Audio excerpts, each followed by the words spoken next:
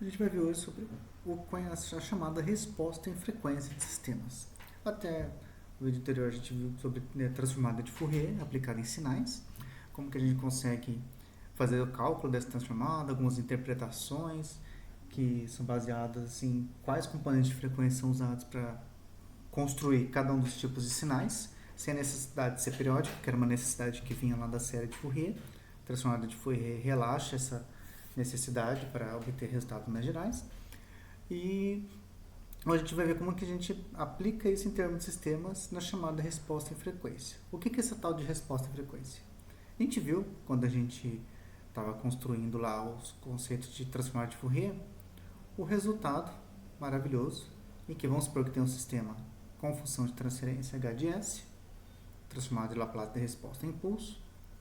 Se eu aplico um cosseno com uma certa frequência, isso aqui a gente demonstrou lá naquela aula, a saída em regime permanente, depois de um tempão ali, vai ser um cosseno de mesma frequência, só que com uma diferença em amplitude e uma diferença em fase. Então, saída depois de passado algum tempo ali, o sistema for estável e tudo mais, a saída a um cosseno vai ser de uma certa frequência, vai ser o próprio cosseno de mesma frequência, com uma mudança em amplitude e uma mudança em uma fase.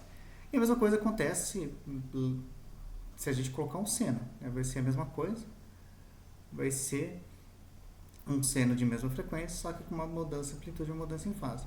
Então, se eu jogar, por exemplo, uma senoide de frequência 3, vai ser um cosseno de 3, uma senoide de 3, uma mudança em amplitude que depende só da frequência, e claro, da função de transferência, obviamente, né, do sistema, mas fixando aqui a função de transferência, depende só da minha frequência, tanto essa mudança em amplitude quanto essa mudança em fase. Né? E isso que é a resposta em frequência. Esse H de J ômega é o que a gente chama de resposta em frequência do sistema, tá? Do sistema de H de S. Que sim, nesse caso aqui, para a resposta em frequência, a gente troca o S por J ômega. É o que eu falei para vocês não fazerem quando a gente calcula a transformada de Fourier em geral de sinais. Então, a resposta em frequência de sistemas, a gente consegue, né, trocar o S por J ômega e tudo mais, tá? Mas não para a transformada de Fourier de sinais em geral, beleza? E para a gente enxergar, para a gente conseguir ilustrar melhor essa tal da resposta em frequência, a gente usa o chamado diagrama de Bode. Né? O que é o diagrama de Bode? Ele é basicamente o gráfico em escala logarítmica, a gente já vai ver por quê, tanto do módulo da resposta à frequência em relação à frequência e gráficos, né, na verdade, e da fase, vamos colocar, desculpa, da fase da resposta à frequência em termos da frequência. Tá? Então, essa que é a ideia aqui do diagrama de Bode. É fazer o gráfico tanto dessa medida quanto dessa medida. Porque o que a gente vai tirar de informação? Vamos supor que daí eu tenho um gráfico aqui do módulo em relação à frequência e da fase em relação à frequência. Oh, caramba, estou usando uma anotação. Da fase em relação à frequência. E aí eu jogo aqui uma senoide de frequência 15, por exemplo. Então, vou ver lá no gráfico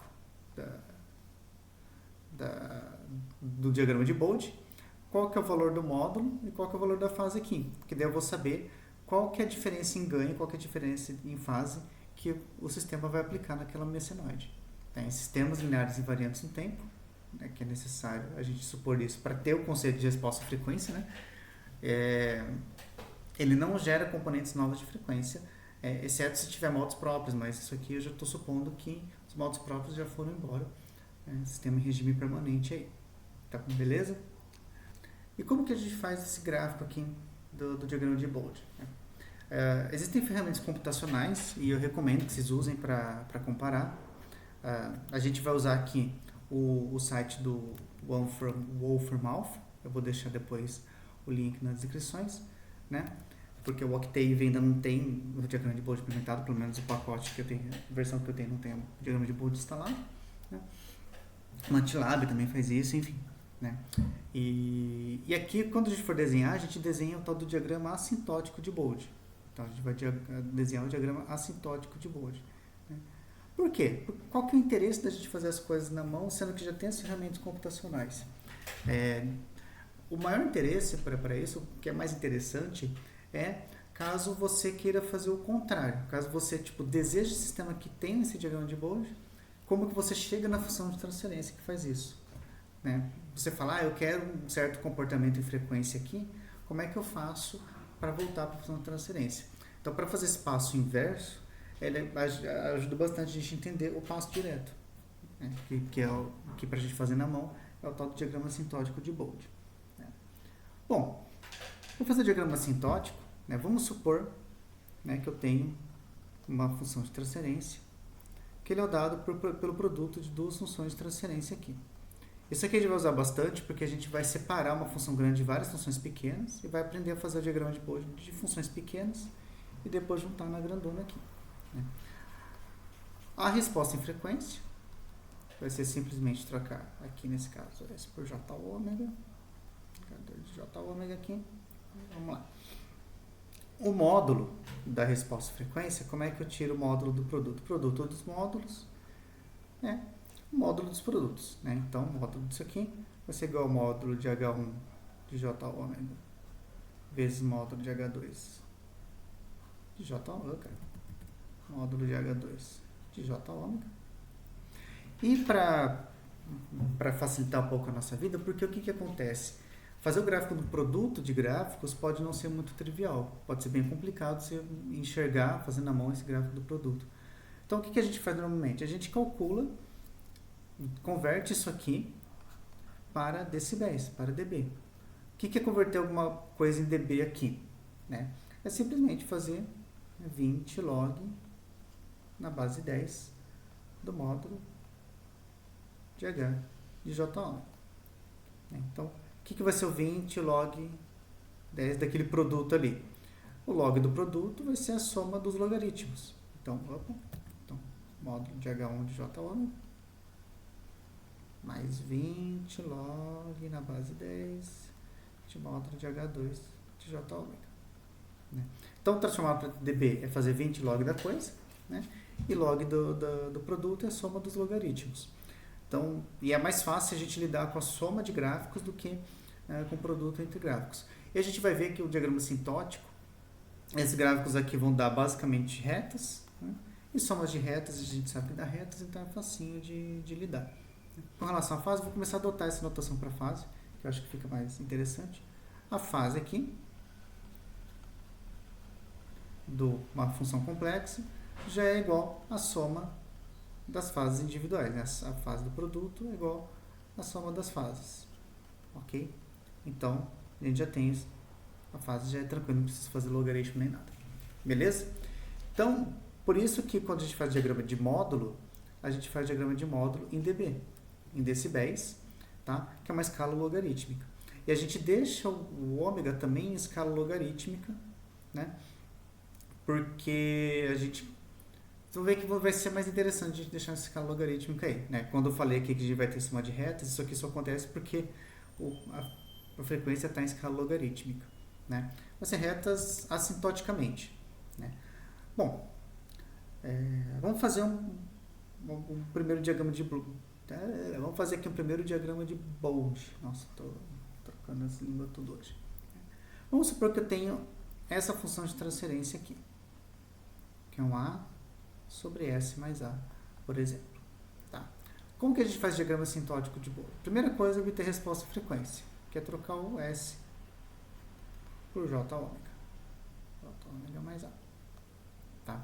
Então, eu tenho essa minha resposta de frequência aqui, que é um polo em menos A, né? É um sistema que tem um único polo, um polo em menos A. E vamos fazer, então, os diagramas assintóticos aqui. O diagrama assintótico, né, por que recebe esse nome? Porque a gente faz análise em duas situações distintas. Para frequências muito baixas, ou seja, muito menores do que esse valor de A, e para frequências muito altas, ou seja, para ômega muito maior do que esse valor de A. Tá? Então, a gente faz essa análise em baixa frequência e essa análise em alta frequência. É por isso que a gente chama assintótico, porque a gente faz assintoticamente, tanto para baixas frequências quanto para altas frequências. Beleza. Para baixas frequências, é como se esse ômega aqui fosse praticamente zero. É como se ele fosse quase nada. Então, para baixas frequências, tem um caminhão passando aqui, a resposta frequência ele se aproxima de A sobre A, que é igual a 1. É como se o J ômega fosse praticamente zero ali. Né? Então, como eu estou interessado no módulo e na fase, quanto que é o módulo de 1? O módulo de 1 é 1, simplesmente. Quando eu passo para dB, 20 log de 1 é 0 dB. E a fase de 1 é simplesmente 0, 0 graus. Vou fazer a fase em graus aqui, tá? Que normalmente as ferramentas, acho que até o Wolfram também, ele usa tudo em graus, então eu vou deixar a fase em graus. 1 é um número real positivo, né? Quando a gente olha no plano complexo ali, 1 está aqui. Então, é um valor de módulo 1, e fase 0 graus. Tá? Se fosse aqui, seria 90 graus, se fosse aqui, seria 180 graus, e sucessivamente. Muito bem. E para altas frequências, é como se meu ômega fosse muito maior do que o A, então eu posso aproximar para A sobre o J ômega. Né? Quando eu faço o módulo disso aqui, o módulo de A sobre J ômega vai ser simplesmente A sobre ômega. Né? E quando eu passo em dB, vai ser 20 log disso aqui. Então vai ser 20 log de A menos 20 log de ômega. Acabou o apito. Quando eu faço, então, 20 log disso aqui é da razão, é a diferença entre os logs, e vai dar essa expressão aqui. Beleza? E a fase dessa expressão aqui em alta frequência vai ser, como é um A sobre J, é como se fosse, na verdade, um menos J A sobre ômega. O menos J está onde no plano complexo? O menos J está aqui, que é como se fosse menos 90 graus. Ou 270, mas eu vou manter aqui no menos 90 graus. Tanto faz, dá na mesma. Bom, então como que é o diagrama de Bode para um polo em menos A? Né? Em baixa frequência, o módulo ele vai estar em 0 dB, e depois ele vai seguir essa expressão aqui, que vai depender do ômega, vai seguir essa função em ômega aqui. E em fase, ele vai estar no 0 graus e vai lá para menos 90. Tá? Bom, então vamos começar a fazer o gráfico aqui. Eu vou fazer o gráfico aqui na frente. Então aqui, os diagramas que eu vou desenhar, então aqui é o diagrama de módulo, que é o diagrama de fase, ok? Aqui é a frequência. Eu estou colocando a escala logarítmica em 10 em 10, vai ficar mais claro porque que é interessante deixar um ômega em escala logarítmica. Tá aqui a motivação. E vamos fazer os desenhos então. Vamos fazer as coisas. Eu vou fazer em azul o desenho. Então, em baixa frequência, para frequências muito abaixo de A, meu módulo está lá no 0 dB. Vamos se preocupar só com o módulo por enquanto. Meu módulo está lá no 0 dB. Tá? E para altas frequências, ele segue essa expressão aqui, 20 log de ômega, 20 log de A menos 20 log de ômega, tá? Como o gráfico aqui, né, a abscissa está em termos de log de ômega, tá? A gente enxerga isso aqui como se fosse uma reta de inclinação menos 20, né? Porque é como se isso aqui fosse sei lá, uma coisa menos 20x, né? Como se o x fosse uma abscissa ali. Então, isso aqui é como se fosse uma reta de inclinação menos 20. Tá? Uma expressão linear. Porque eu estou fazendo minha abscissa em termos de log de ômega. Então, isso aqui é minha abscissa. Isso aqui seria a inclinação da minha reta. Né? Porque 20x é uma reta mais uma constante aqui, porque o y é uma constante. Tá? Então, ele vai ser uma reta de inclinação menos 20. Tá? Menos 20 dB por década. Aqui, em decibéis. Ok? E onde que está essa reta aqui? Eu sei que ela então cai 20 dB por década, mas onde que está essa reta? Né, de fato. Eu faço o seguinte.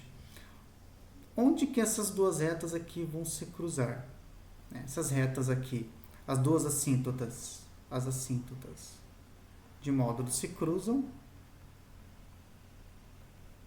quando essa expressão é igual a essa aqui. Tá? Elas se cruzam para o ômega tal que 20 log de A menos 20 log de ômega igual a zero. Ou seja, quando o ômega igual a A, né, quando ômega igual a isso aqui, vai se cancelar, beleza? Então, quando o ômega igual a A, eles se cruzam, então eles se cruzam aqui. Então, a partir daqui, ele tem uma reta de menos 20 dB por década. E até esse ponto A, a gente supõe que ele segue assíntota de baixa frequência. Então, o diagrama assintótico de módulo, ele vai assintoticamente, aproximadamente, né, seguir esse comportamento aqui, de 0 dB até chegar na frequência A. Quando chega na frequência A, ele começa a cair 20 dB por década, menos 20 dB por década. Ou seja, a cada 10 aqui, ele cai 20. A cada 10, ele cai 20. Tá? A gente segue essa ideia aqui. E o diagrama de fase? O diagrama de fase, ele começa para baixa frequência lá no 0 graus, ele termina lá no menos 90 graus. E como que ele está ali no meio termo, né? Vamos fazer uma análise de onde está, qual que é o valor da fase exatamente para ômega igual a A. Então, vamos vir aqui na minha resposta de frequência original, aqui é o valor exato, não é assintótico, não é aproximação nada, o valor exato. Quando o ômega é igual a A, minha resposta de frequência é A sobre J, A mais A, troca ômega por A, que é igual a 1 sobre 1 mais J. Isso aqui, se eu tirar a fase dessa expressão aqui, é menos 45 graus. A fase dessa expressão aqui é menos 45 graus. Então, exatamente no ponto ômega igual a A, ele está aqui no menos 45 graus. Tá? E a convenção que eu gosto de usar, que normalmente se usa para desenhar esse gráfico, né, como, tipo, ele sai de 0 graus, ele termina no menos 90 e ele está passando aqui no menos 45, exatamente na frequência A. Na frequência, né, equivalente ao polo do minha função de transcendência. Tá?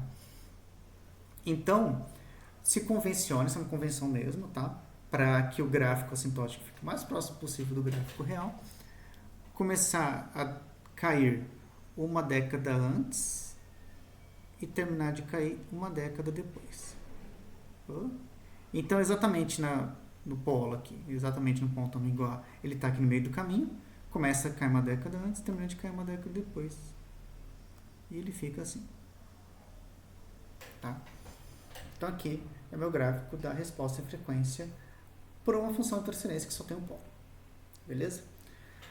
Quando a gente olha lá no Wolfram Alpha, por exemplo, né, vamos fazer aqui, eu já fiz aqui a função de transferência 10 sobre S mais 10, então é como se o meu A fosse 10, tá?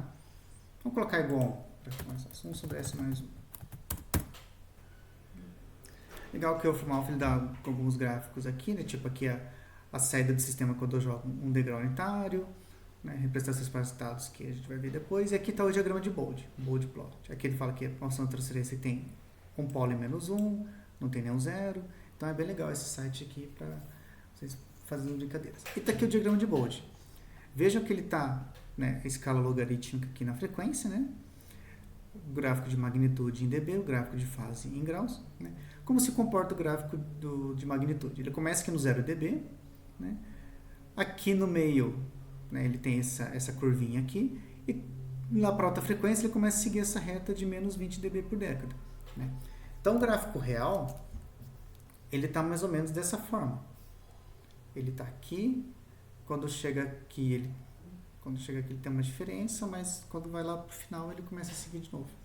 Então ele tem um erro, né, associado, ficou bem ruim o gráfico, né, mas ele tem um erro associado, né, entre o assintótico real, obviamente, que a gente está se baseando em aproximações, mas ele dá uma ideia muito boa do que está acontecendo. Então se eu quero uma resposta de frequência que segue esse padrãozinho aqui, eu sei, né, ou seja, que ele é 0 dB e a partir de uma frequência ele cai 20 dB por década, eu sei que eu vou precisar de um polo em A. Tá? E a fase ele começa no 0 graus, termina lá no menos 90, e aqui exatamente a frequência 1 ele está lá no menos 45. Tá? Então é bem, o gráfico real é como se ele fosse isso aqui. É bem, né, muito bem desenhado. Muito bem. Então show de bola. Então em termos gerais, um polo em A, ele vai ser uma resposta de frequência, ele vai, tipo, o polo em A vai contribuir com menos 20 dB por década e vai contribuir com menos 90 na fase. Beleza? E o segundo caso, ele seria o contrário. Seria a função de transferência que teria um zero em A, por exemplo. Por que eu coloco A sobre A, coloco A aqui, o A aqui? É só porque fica mais fácil que quando eu tenho A sobre A, com certeza ele vai começar no 0 dB. É só uma convenção que facilita bastante. Né? Então, vou fazer a mesma análise aqui. Então, a resposta de frequência é J ômega mais A sobre A. Né? Baixa frequência, alta frequência. Em baixa frequência, isso aqui fica A sobre A, que é igual a 1, que em dB é 0 dB, que é igual a 1, que o módulo é 1, em dB é o 0 dB, e a fase de 1 é 0 graus, que é o número real positivo. Muito bem. E quando o ômega é muito maior do que A, isso aqui fica como J ômega sobre A, né? Que o módulo disso é ômega sobre A, e em dB é 20 log de ômega menos 20 log de A. Em outras palavras, uma reta de inclinação 20 positiva. E a fase, ela vai ser 90 graus, porque é simplesmente um J vezes alguma coisa, e J vezes alguma coisa, lá no plano complexo, está aqui, que é 90 graus. Beleza? Então, como é que fica o diagrama de Bode dessa expressão aqui? Vamos fazer o desenho. Muito bem. Então, vamos fazer um gráfico aqui dessa expressão. O módulo, ele começa em 0 dB. Vamos fazer aqui. Ele começa em 0 dB, que está aqui. E depois ele vai subir uma reta de inclinação 20. E essa reta, essas duas assíntotas se cruzam e ômega igual a A. Então, elas se cruzam aqui. Então, daqui para trás é 0 dB, daqui para frente sobe 20 dB por década. Finge que está cruzando ali nas intersecções. Beleza? E o diagrama de fase, ele começa no 0 graus, termina no mais 90 graus, beleza? E no meio do caminho, quando o ômega é igual a A, eu tenho JA mais A sobre A, que é igual a 1 mais J, e a fase disso aqui é 45 graus positivo. Então, no meio do caminho, ele está aqui, 45 graus positivo. Então, eu sigo a mesma convenção, uma década antes, uma década depois, e tá lá. Beleza? Então, quando eu tenho um zero na minha função de transferência, um zero em módulo ele vai contribuir com 20 dB por década, e em fase vai contribuir com 90 graus, no final das contas. Beleza? Então, é assim que a gente faz o diagrama de Bode, né, quando eu tenho um zero simples aqui. Ok? Então, bom, vamos fazer um exemplo aqui que daí a gente consegue enxergar algumas coisas e interpretar. Tá? Vamos fazer um exemplo, uma coisa um pouquinho mais complicadinha aqui. Né? Vou colocar lá no outro também. Vamos supor que eu quero uma função de transferência. Agora eu quero, por exemplo, S mais 10 dividido por 10. Dividido por 10. Então, vejam que ele segue aqui. O diagrama de Bode, ele sobe a partir na frequência 10, né, quando tem aquela inflexão. Isso. E a fase, na frequência 10, é quando uma década antes começa a subir, uma década depois ele termina de subir aqui. Beleza? Muito bem. Vamos fazer um exemplo de um sistema um pouquinho mais envolvido. Vamos supor que tem essa função de transferência aqui, S mais 10, dividido por S mais 1, S mais 100. O que eu vou fazer para lidar com essa função de transferência aqui? Primeira coisa, como a gente aprendeu a fazer para elementos pequenos aqui, tipo um polo, um zero, eu vou separar num produto de várias componentes de função de transferência, um produto de várias mini funções de transferência. Né? Quando eu fizer isso, eu vou traçar o diagrama de Bode individual de cada um deles, e o resultado vai ser a soma desses diagramas de Bode individuais. Tá? Então, vamos lá. Então, eu vou separar aqui. Eu vou até colocar na ordem crescente de frequências. Né? Então, vai ser 1 sobre S mais 1 vezes S mais 10 sobre 10, porque eu aprendi a fazer quando eu tenho esse cara igual a esse aqui. Só que para fazer parecer esse 10 no denominador, eu vou multiplicar todo o resultado por 10 no numerador, para ficar igual aqui, tá? Vezes 100 sobre S mais 100. E eu vou, então, para fazer esse parecer 100 aqui em cima, eu vou dividir por 100. Tá? Então, vou ter esses termos aqui. Vamos lá, vamos fazer o diagramão de Bode aqui. Então, tá aqui, na mágica da edição, aparecendo instantaneamente os meus gráficozinhos aqui, né? Quais são as frequências de interesse? Frequências de interesse são onde ocorrem os polos dos zeros. Eu tenho polo no menos 1, polo no menos 100, eu tenho 0 no menos 10, então minha faixa de frequência de interesse é mais ou menos entre menos 1 e menos 100. Então eu vou colocar aqui 10 a menos 1, que é 0,1, né? 1, 10, 100, 1000, beleza? Então estou colocando essas frequências aqui na minha escala logarítmica. Vamos lá. Bom, vamos analisar elemento a elemento. Vamos pegar primeiro esse termo aqui, que eu vou fazer de azul, né?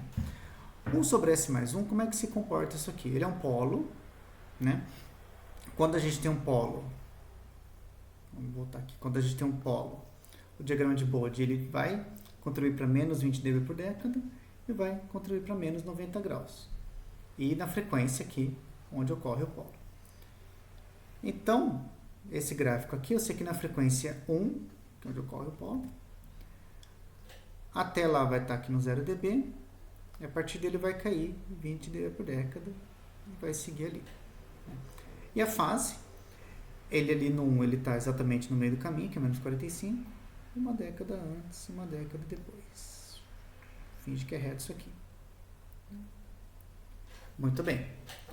Agora vamos fazer o gráfico em vermelho desse cara aqui, que é um 0 no 10. Então, as coisas vão acontecer em torno do 10. Até aqui ele vai estar no 0 dB. Até aqui ele vai estar no 0 dB. E a partir daqui ele vai subir. Vai subir 20 dB por década. E aqui na fase, no 10 ele vai estar no meio do caminho. Como é um 0 ele vai subir, né? Então por isso que é positivo 45. Nossa Senhora. E tá lá. E quando eu tenho aqui, vou fazer em verde 100 sobre S mais 100. Então, é um polo que ocorre em torno do 100. Então, a partir daqui que ele vai cair 20 dB por década. E até lá ele vai estar no 0. E no gráfico de fase, ele vai estar ali no 100 no menos 45. Uma década antes, uma década depois. Vai fazer isso aqui, tá? O último elemento que a gente precisa considerar é esse termo constante aqui, tá? Só que isso aqui é uma constante, é 1 sobre 10, né? Que o módulo dele é 1 sobre 10, em dB é 20 log de 1 sobre 10, que é menos 20, né? Tipo, eu vou colocar aqui, é 20 log de 1 sobre 10, que é o menos 20, porque isso aqui é 10 a menos 1, né? Tudo mais. E a fase é 0 graus, que é um número real positivo. Então, eu nem vou colocar aqui que vai ser constante em 0 graus o tempo todo, né? E ele vai ser constante em menos 20 dB para todo o tempo aqui. Então, todo o tempo não, para toda a frequência aqui, constante em menos 20 dB.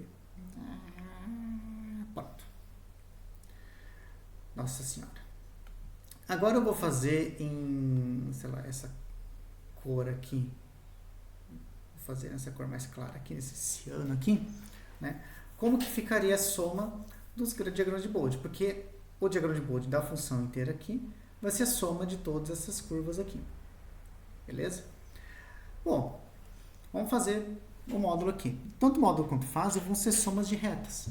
E somas de retas sempre dão retas. Então, o que eu vou fazer? Eu vou pegar ponto a ponto, né?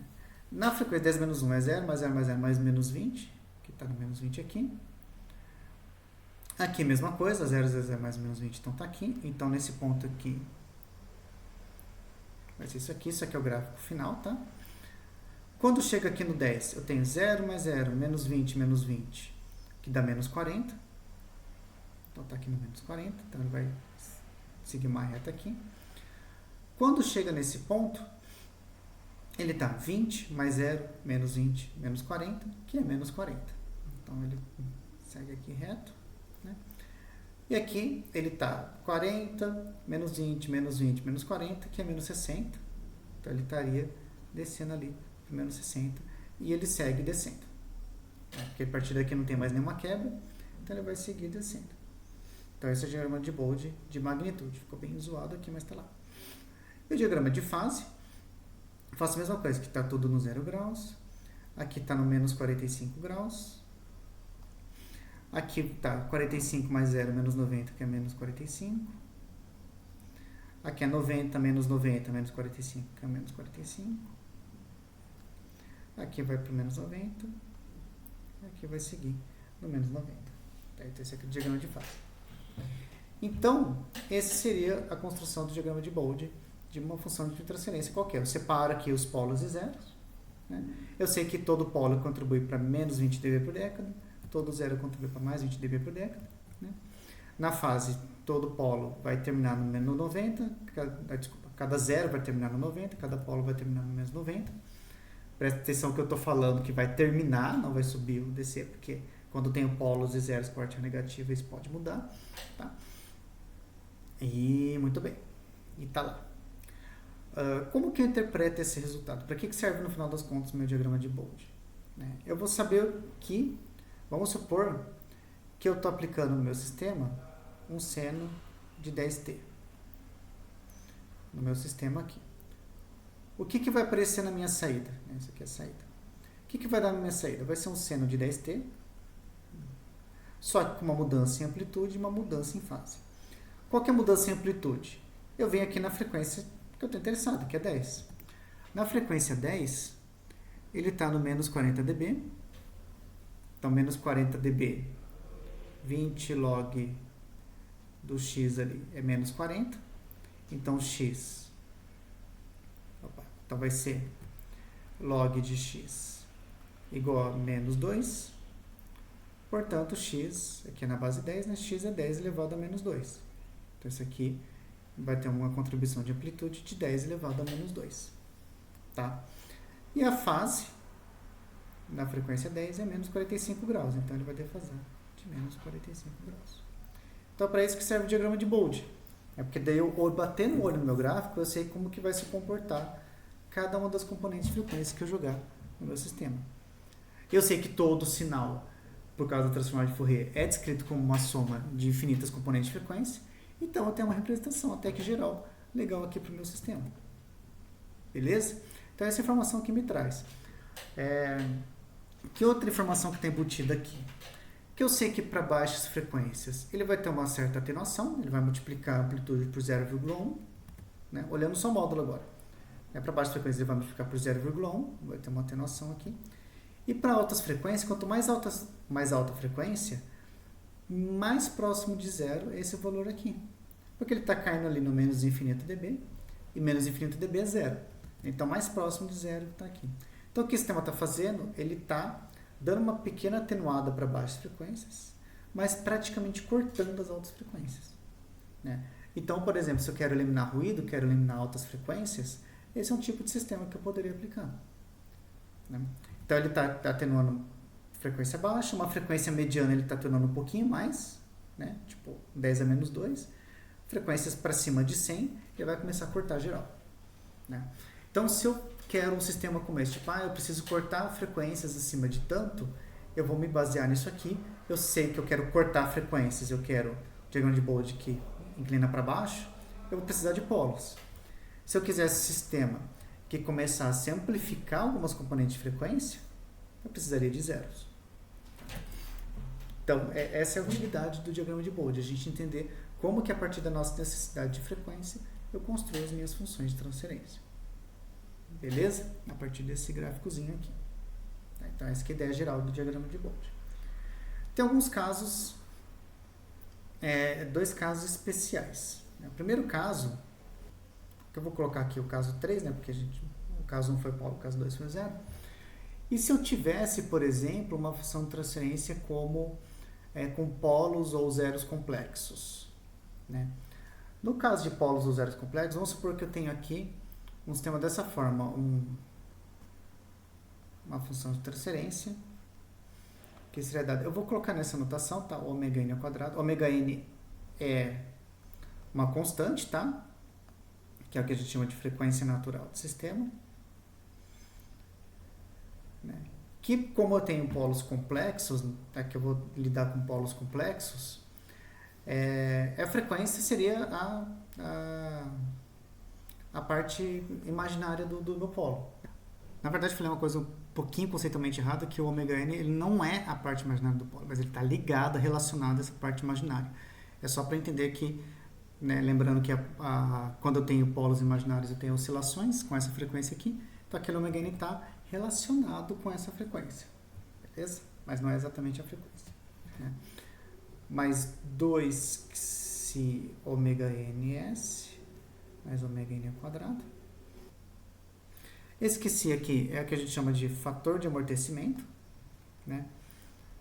De amortecimento. É muito comum em controle clássico a gente descrever, quando eu tenho polos complexos, descrever usando, né, esse termo ao quadrado aqui e colocando em evidência esse elemento que é tal da frequência natural e esse elemento aqui que é tal do fator de amortecimento. Essa frequência natural, ela tem ligação lá com a parte imaginária da minha função, do meu polo, né? E esse fator de amortecimento ele tem ligação com a parte real, que amortecimento, aquele envoltor exponencial caindo, né? Então, tipo, é como se eu estivesse amortecendo aqui a minha senoide. Mas isso aqui são caracterizações que a gente vê quando a gente faz essa caracterização da resposta ao degrau de sistemas, que a gente não fez ainda, talvez a gente faça um pouquinho lá para frente, tá? Mas considera que são constantes aqui, só para esse caso, né? E eu não vou fatorar em duas raízes diferentes aqui, porque são raízes complexas, né? E eu estou procurando evitar complexos aparecendo. Quando a gente faz essa análise aqui, né? Como que fica a resposta e frequência desse sistema? Eu troco S por J ômega, fica ômega n ao quadrado, que é uma constante. Aqui fica J ômega ao quadrado,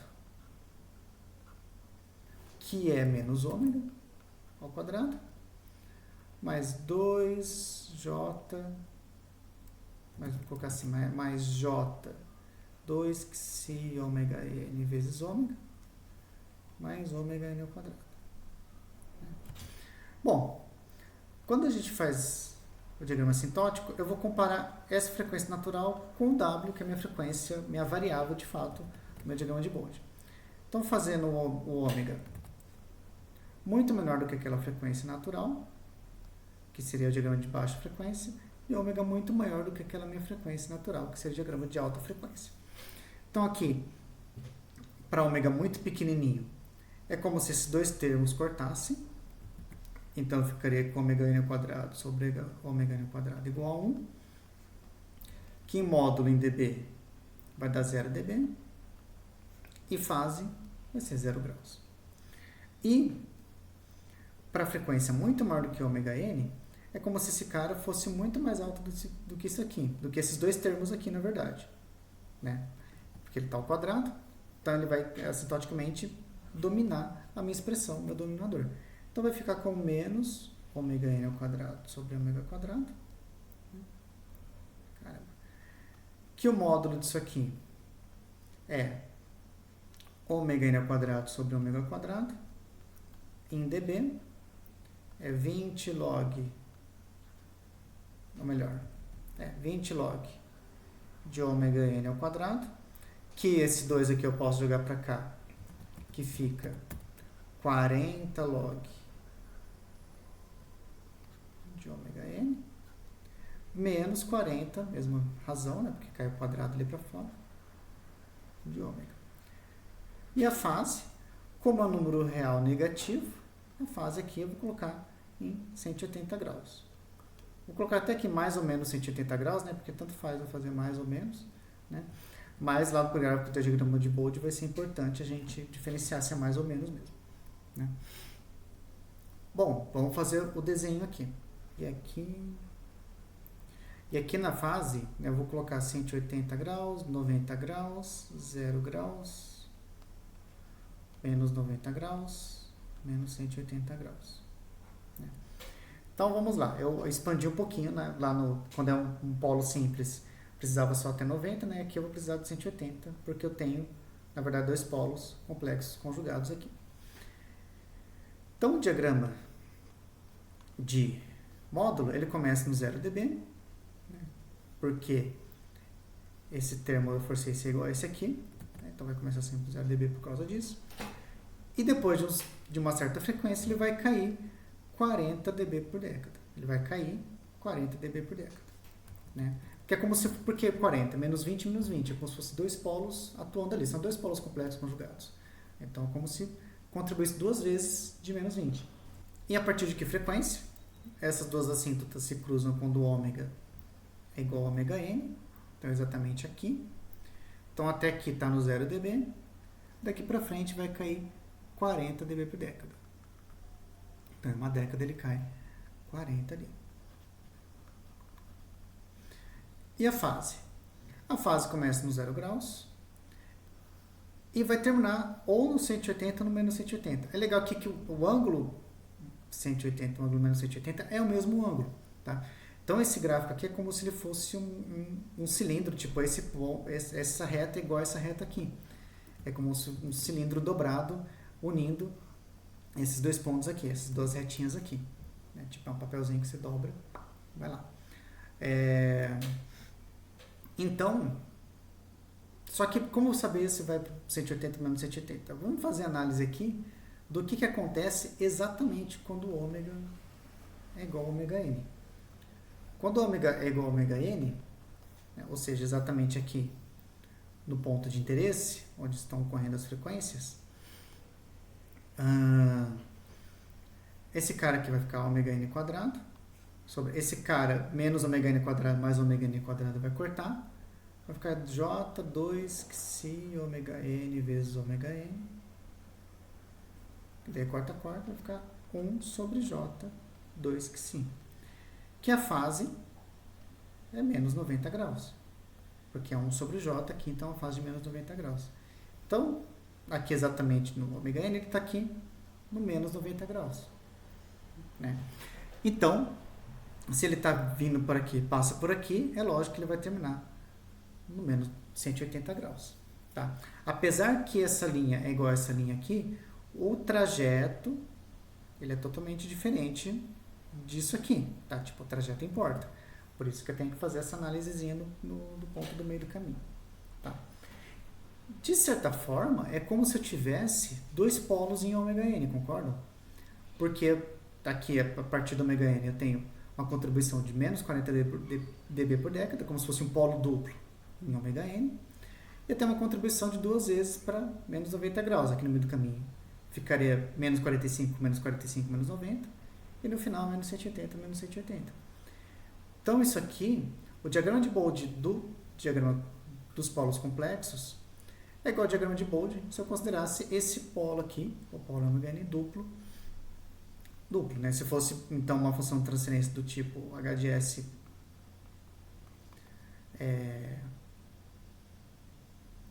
vamos pegar aqui polos em menos 1 mais ou menos J10, por exemplo, que daí ficaria s quadrado mais 2e mais 101. Né? Eu colocaria aqui 101 também, né? Então, seria como se fosse um polo duplo em raiz de 101. Né? Como se fosse um polo duplo aqui na raiz de 101. Tá? Esse seria o mesmo diagrama de Bode ali. Beleza? Muito bem. Olhando aqui no Fromhofen, vejo que eu coloquei essa exata função de transferência aqui, né? Mais 2s mais 101. E olha que interessante que fica, então são os dois polos que eu coloquei lá, né?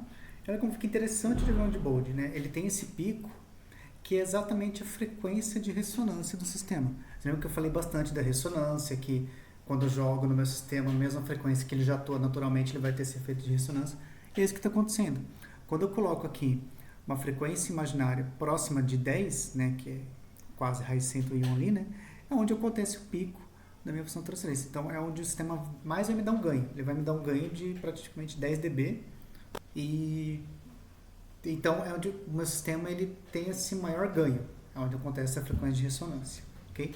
O diagrama de fase, Ele não está exatamente uma década antes, uma década depois. Tem até referências que preferem colocar o diagrama assintótico como uma reta vertical aqui, né? Eu vou continuar fazendo aqui como uma década antes, uma depois, mesmo que não fique tão aproximado, isso vai depender do valor de QC também, mas meu foco aqui é a gente interpretar esse diagrama de Bode, né, mais do que fazer uma aproximação super maravilhosa aí, né? E quando eu falo que o diagrama lá com os polos complexos ele é igual ao diagrama com os polos duplos, é só assintótico, tá? Se eu pegasse esse cara aqui e eu colocasse aqui, por exemplo, 100 sobre S mais 10 ao quadrado, que é o polo duplo lá no 10, ele não vai ter ressonância, obviamente, porque aquela ressonância, aquele pico ali aparece. Se aparecer, é porque você tem coisas complexas atuando ali, porque você tem modos próprios frequenciais do seu próprio sistema. Modos próprios que são oscilações do seu próprio sistema. Tá?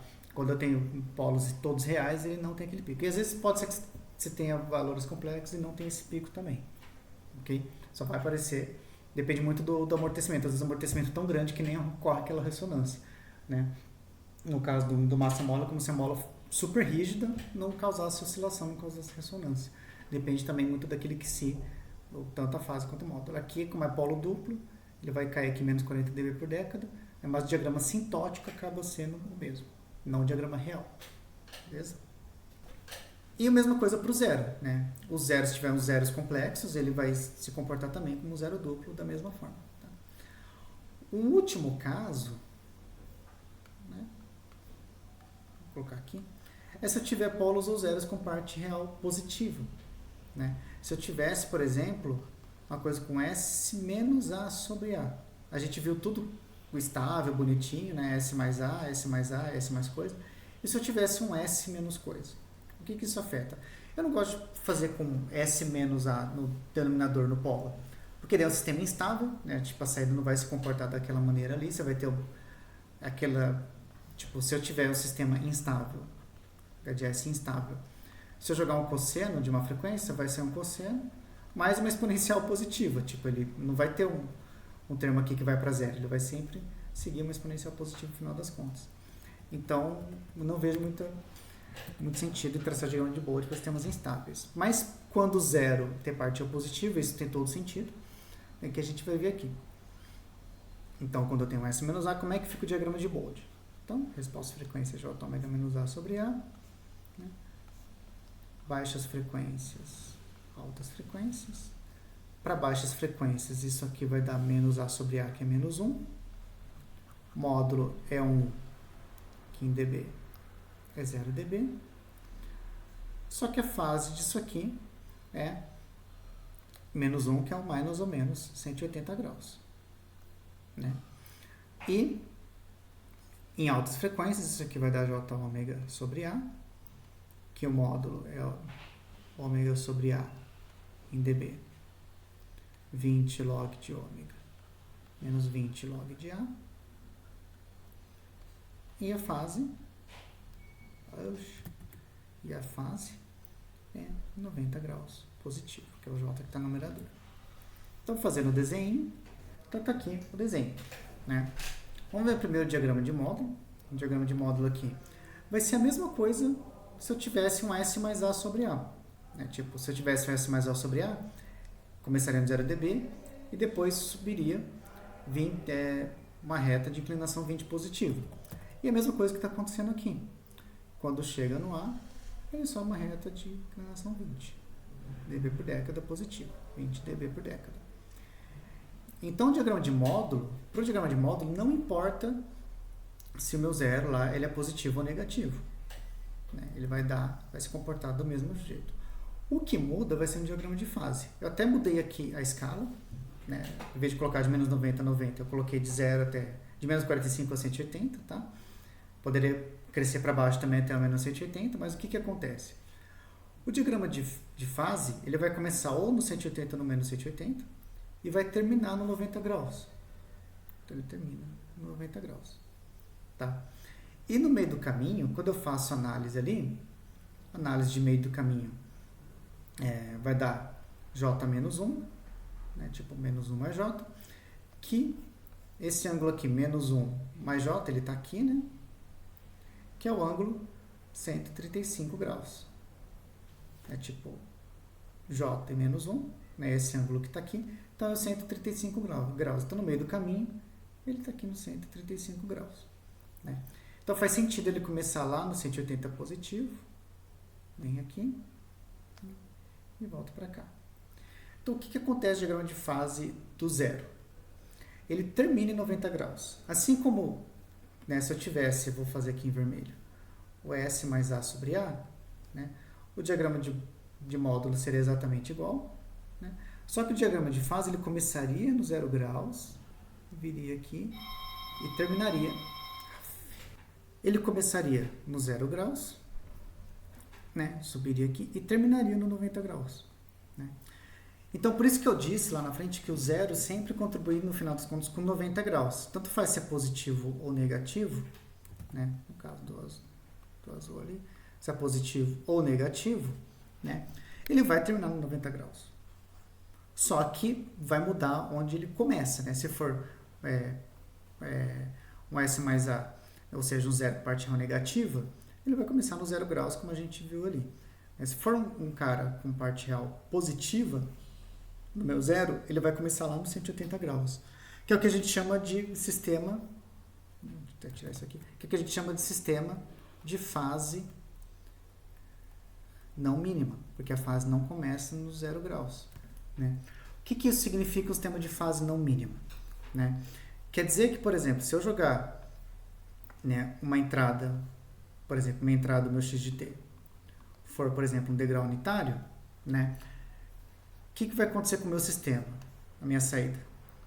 Ele vai começar a responder no sentido oposto, 180 graus, né, tipo 180 graus está aqui, né, ele vai começar a responder no sentido oposto ao sentido da minha entrada. Então, eu coloco uma entrada positiva, ele vai começar a responder negativamente. Né? Ele tem um sinal inicialmente oposto ao valor da entrada que eu coloquei. Depois pode ser até que ele volte, fique no valor qualquer, mas ele vai se comportar de maneira oposta ao que a gente tem. Então, isso não influencia na estabilidade. Como eu falei para vocês, os zeros com parte real positiva ou negativa não influenciam na estabilidade. Só que pode ser sistemas mais chatinhos de se lidar na prática, porque você coloca uma entrada positiva, ele começa atuando negativamente. Né? Então, essa é a ideia do sistema de fase não mínima. Né? E ter esse nome de fase não mínima, porque a fase não começa no mínimo possível inicial, que é 0 graus. Beleza? Uma coisa que eu, vendo agora a edição, eu esqueci de falar, foi quando eu tenho polos ou zeros na origem. Né? Que é um caso tranquilo, na verdade. Né? O que acontece quando eu tenho um polo na origem, por exemplo? Né? O que acontece quando a minha função de transferência é simplesmente 1 sobre S, né? Que seria o equivalente a um integrador. Quando eu tenho um polo na origem, ou um zero na origem, eu não preciso fazer análise assintótica, na verdade. Não preciso fazer análise de baixas e altas frequências. Né? Por quê? Quando eu tenho a resposta de frequência aqui, J ômega aqui é 1 sobre J ômega, eu posso fazer análise de módulo e fase simplesmente dessa função aqui, sem precisar fazer aproximações para alta e baixa frequência. O módulo é 1 sobre ômega, que em dB é menos 20 log de ômega, certo? Então, ela é eternamente uma reta de inclinação menos 20 e a fase ela vai ser menos 90 graus, eternamente. Então, o diagrama de módulo ele vai ser simplesmente uma reta de menos 20 dB por década e ele cruza no ômega igual a 1. No ômega igual a 1, ele está lá no 0 dB. Se você colocar ômega igual a 1, isso aqui vai dar 0. Ok? Para você saber onde que ela está. E a fase vai ser simplesmente uma reta constante, lá menos 90 graus. Né? Então, lembra que o polo ele contribui com menos 20 dB por década e menos 90 graus. Mas é como se na frequência zero, que é onde está ocorrendo o polo, está vindo lá do menos infinito, que é uma escala logarítmica, certo? Então, seria lá do 10 a menos infinito que está vindo. Desculpa a matemática. E, então, é como se ela sempre decrescesse menos 20 dB por década e sempre tivesse uma fase menos 90. Assim como um zero na origem, né, eu vou ter sempre uma reta de 20 dB por década. Também cruza o zero no ômega igual a 1 dB. e a fase é constante 90 graus. Beleza? Tinha faltado esse caso aí. Então, essa é a ideia do diagrama de Bode, da resposta em frequência, tá? Seria a ideia de ver como que o sistema vai se comportar, quais são os ganhos em módulo, os ganhos em fase que o sistema vai aplicar para cada componente de frequência que eu jogar na minha entrada. Esse é o gráfico do diagrama de Bode, que o diagrama de Bode traz. Ok? Tem um outro diagrama em frequência, que é o tal diagrama de Nyquist, tal plot de Nyquist, que é como se fosse o plot do Bode, só que direto no problema complexo, né, em um plot só, em vez de dividir em dois. Mas isso aqui fica por outro dia aí. Beleza? Valeu, gente.